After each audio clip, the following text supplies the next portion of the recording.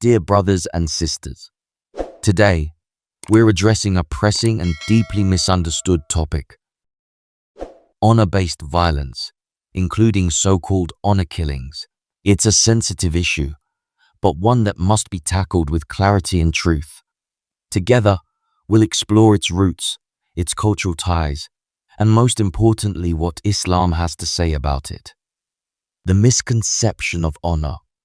In some cultures, honor is seen as a fragile commodity, tightly linked to the behavior of family members, particularly women. A single perceived misstep, choosing a partner, seeking education, or simply asserting independence, can be deemed a stain on the family's reputation. This misguided perspective has led to horrific acts of violence in the name of preserving honor. But here's the critical point. These practices are cultural, not Islamic. What does the Quran say about life and justice?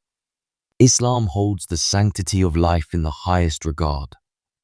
Allah states in the Quran, "Whoever kills a soul unless for a soul or for corruption done in the land, it is as if he had slain mankind entirely.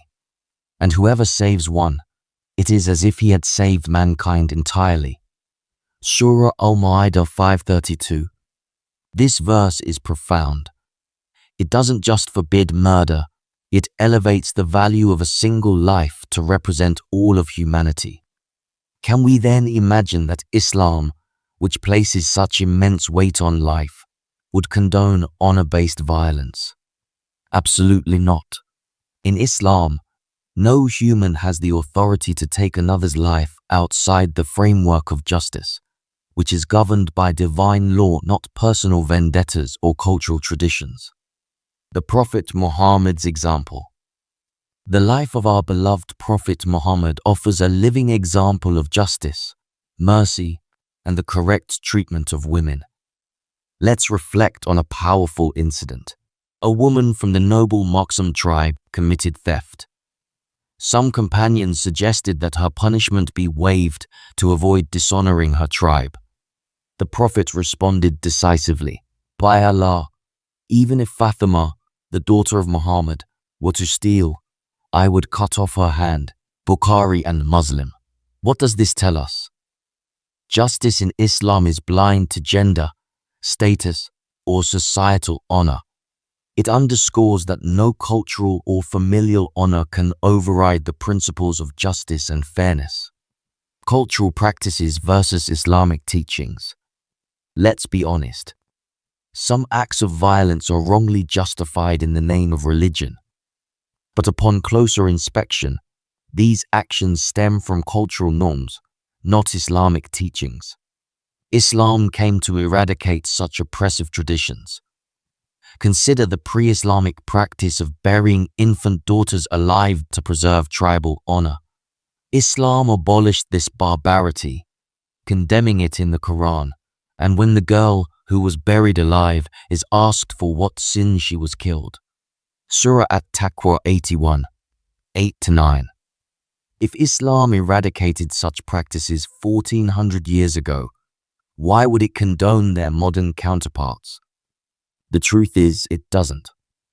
How do we address this issue? Education and awareness.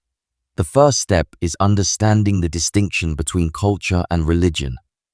Many people conflate the two, leading to the perpetuation of harmful practices under the guise of Islam. Scholars, community leaders, and families must educate others on what Islam truly stands for. Empowering women. Islam champions the rights of women, granting them autonomy and respect. The Prophet said, "The best of you are those who are best to their women." Tirmidhi. By empowering women and upholding their rights, we challenge the cultural norms that fuel honor-based violence. Accountability and justice. It's vital that communities hold perpetrators accountable not just socially, but legally. Honor-based violence is a crime, and Islam demands justice for the oppressed. Brothers and sisters, Islam is a religion of peace, compassion, and justice. If we see acts of violence being committed in the name of honor, it's our duty to speak out. Staying silent allows cultural distortions to overshadow the beauty of our faith. Let us return to the Quran for guidance. Let us protect the innocent and uphold the true honor of Islam, not through oppression, but through mercy, understanding, and justice. As we conclude, remember the words of our Prophet Muhammad: help your brother, whether he is an oppressor or the oppressed. The companions asked, how do we help an oppressor? He replied, by stopping him from oppressing others. Bukhari. Together, we can dismantle harmful cultural practices, ensuring that the honor of our faith remains untarnished. Share this message, start a conversation, and be part of the change. May Allah guide us all to be advocates of truth and justice. If you're enjoying our content and want to see more, don't forget to hit that subscribe button and like this video. Your support helps us grow and reach more people. Also, if you'd like to help us produce even more frequent and high-quality content, consider contributing to us on Patreon. Every little bit helps, and it means the world to us. So, share with your friends, and let's keep this journey going together. Thanks for all your support.